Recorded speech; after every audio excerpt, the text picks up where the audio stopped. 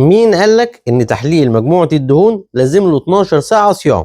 لو بتعمل تحليل دهون وبتتعب من الصيام خليني اطمنك، في اغلب الحالات مش محتاج تصوم. طب ليه؟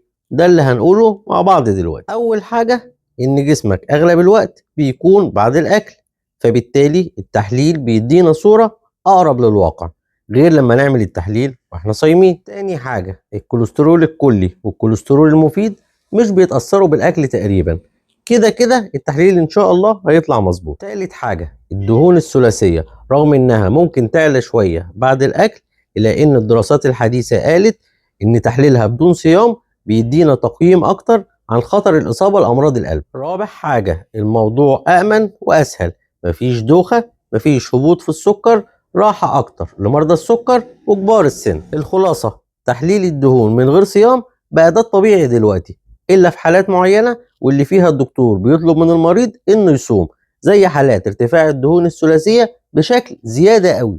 وفي اخر الفيديو لو المعلومه دي جديده عليك اعمل لايك وشير عشان توصل لغيرك، واكتب لي في الكومنتات اذا كنت تعرفها قبل كده ولا لا.